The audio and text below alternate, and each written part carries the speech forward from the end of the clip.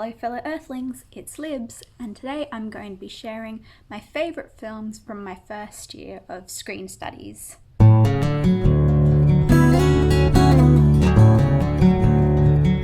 So in my first year I had to watch quite a diverse range of films. I had a class all about westerns, and then I had a class that was more about screen analysis. So I thought I would share films that I enjoyed the most in case you were thinking of possibly studying film or screen and want an idea of what films you might be watching or want to see some just to get an idea of if a course like this would be right for you. So I'm not actually a fan of westerns. This was made extremely clear when I actually did a class on it.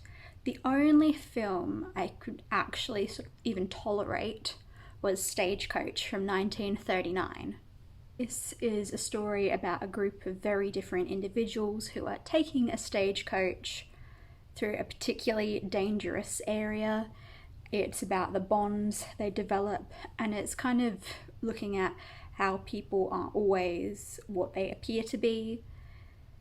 It was very interesting. I think there are a lot of issues with many westerns, which is why I don't have any others to talk about. But this one overall was very, very good. It didn't have too many issues that would make you feel uncomfortable watching it today. There were only a few things, but again, a lot better than some of the other films I had to watch. Jewel in the Sun. I'd recommend it if you want to give the genre of westerns a try, because it was still very, very good. The next film I really enjoyed was Shadow of a Doubt from 1943. This is actually a film that Hitchcock directed. I didn't like it as much as I enjoyed Rebecca. Rebecca is definitely my favourite Hitchcock, and it's the one I would recommend if you're interested in getting into some of Hitchcock's earlier work. But I really did enjoy Shadow of a Doubt. I didn't think I really liked it that much the first time I watched it, but as time has progressed, I keep thinking about it, so that can only be a good thing.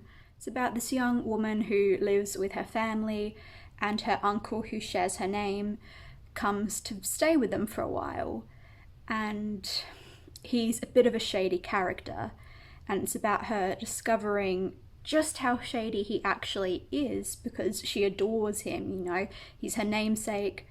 She thinks he's fantastic, and so does the rest of the family, but as time progresses you can't ignore the things that are happening, and towards the end there's a kind of a game of cat and mouse, which I really enjoyed. I wish that part had taken up more of the story, because that was definitely the best part, but I really enjoyed it overall. And yeah, if you're interested in learning a bit about suspense, I'd definitely recommend some of those earlier Hitchcocks that people don't talk about as much.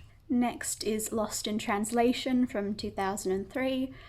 I'd actually hadn't watched this before. I'd done my course on it. I knew it was coming up, so I kind of just put off actually seeing it. I loved it. It was a really good exploration of a feeling rather than exploring a plot. So I think most people probably know what it's about, so I won't go on about it too much.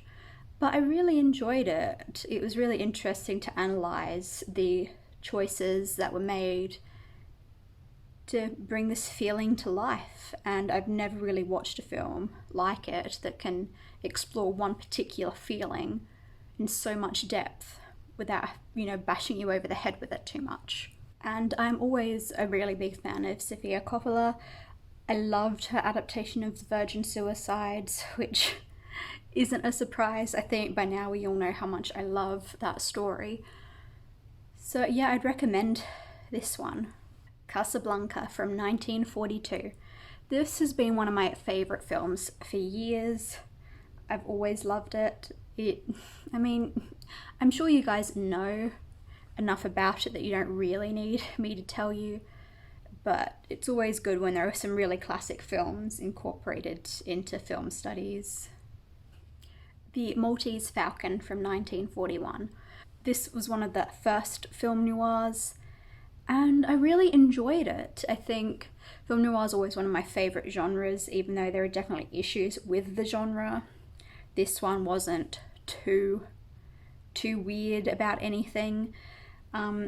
It starts showing the things that would become tropes later on, but yeah, you can definitely tell it's the birth of a particular sort of genre, theme, style that was being created with that film. It stars Humphrey Bogart, which is always exciting.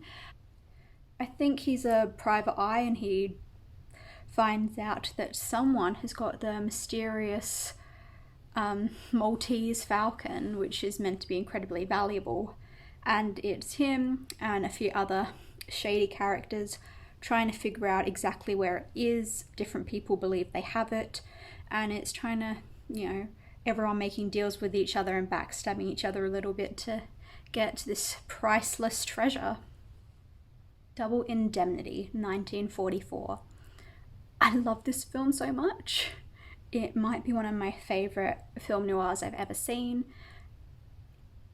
I can't remember the name of the guy who stars in it, but the woman is Barbara Stanwyck, I think, and I really enjoyed it. It's about a guy who's done something terrible and he's confessing on tape to what he's done, and you go back in time and see how he reached the point where he's been shot and is bleeding out in a chair in his office.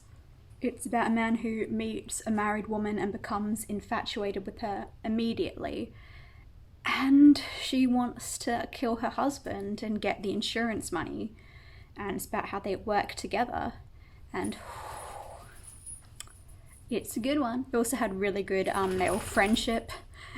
Sorry, that's my dog losing her mind and really wanting to sleep on a pillow and make it comfortable. Darling.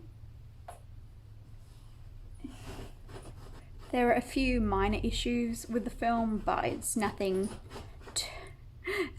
too bad. I really enjoyed it. I think it was quite clever, and yeah, it's a really good show of just how great film noir can be, and it's often referenced as one of the best film noirs of all time, and one that really uses all the tropes together really well. And last is 1917, which came out last year in 2019. I actually saw this in the cinema, so I didn't watch it for class, but it was one that my class recommended watching.